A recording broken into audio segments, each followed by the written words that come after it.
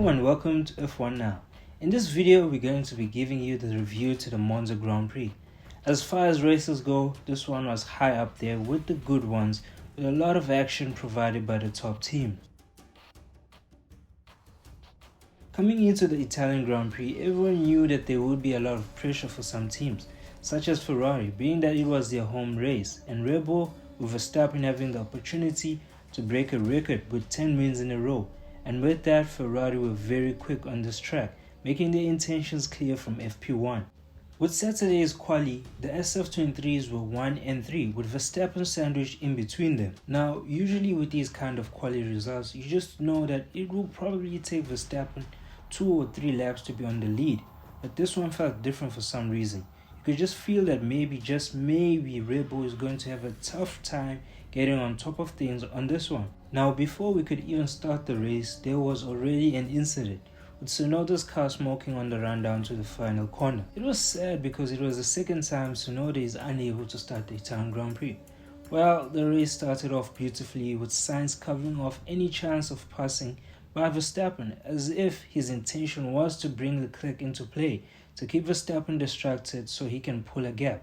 With a few laps gone by, it was clear that Ferrari's top speed was key to keeping Sainz up front, and this was confirmed by the fact that Leclerc was able to stay in Verstappen's DRS zone. So 2 versus 1, and everyone suddenly had hope that if Leclerc and Sainz played this strategically, there could very well be a win here for Ferrari. And Verstappen did try numerous times to get an overtake done, to no success. It wasn't until he forced Sainz to run deep into turn 1, having a little lockup moving him off the racing line. Then Verstappen only needed to position his car in preparation for turn 2 to have a good run, with his car already straightened up in relation to Sainz. With all that momentum, Verstappen was able to seal the overtake on Sainz into turn 4. So all in all, it took Verstappen in the RB19, having started second, 15 laps to make an overtake on Sainz for the lead.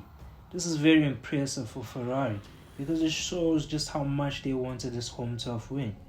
Being able to keep a car that usually makes up 10 places in those 15 laps from, let's say, 13th position in other races is something to be proud of. I mean, if Sainz was able to continue to hold up Verstappen for longer, maybe they would have had a better chance of winning, because I don't think Verstappen would have been able to keep at it for the whole first stint.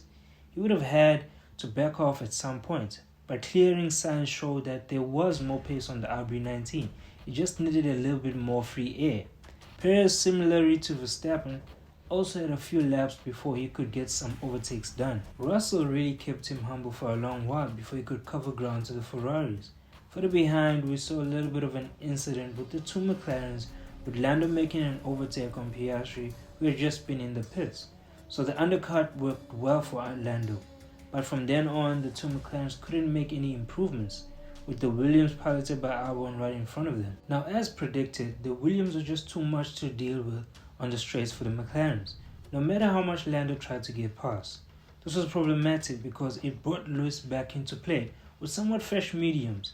At first, Lewis tried to set up an overtake on the outside of Piastri into turn 4, but couldn't make it stick, and both drivers having to use the runoff area. Next lap, again Hamilton tried to make an overtake on Piastri into turn 4 while being on the inside this time. But he just squeezed Piastri, making contact, which ultimately broke Piastri's front wing, prompting a run in the pits. Hamilton, rightfully so, was given a 5-second penalty for the contact with Piastri, but that just seemed to activate him, because that W14 made light work of the McLaren and Williams ahead to give Hamilton enough space to make up for the penalty and comfortably keep 6th place. But up front, Perez momentarily had his hands full trying to pass Sainz, even complaining about being pushed off. Now, Sainz certainly didn't make it easy for him, but in my opinion, he was fair. Now, when Perez managed to get himself clear of Sainz, we got to see a few mega laps of the Ferraris fighting for the last podium position.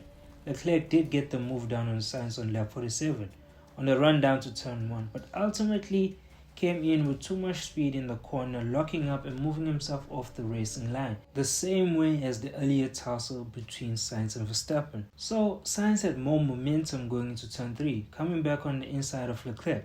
Both drivers locked up coming up to turn 4, missing turn 5 entirely, and Sainz was back in front. Last lap, these guys were at it again on turn 1, with Leclerc being told on the radio not to risk it for the team. And just like that, Leclerc locked up, almost nearly running in the back of Sainz. So the race ended with Verstappen taking a 10th consecutive record-breaking win, Perez following behind him, with unsurprisingly the two Ferraris fighting it out on the final corner, making it very close on the checkered flag. Now that is it for this weekend's Italian Grand Prix race review. An impressive race, with records being broken and edge of the seat on the limit racing provided by Ferrari. It's definitely been a great show by the Monza track, from the first practice to the checkered flag on Sunday. So with that, thank you for watching this video, and bye for now.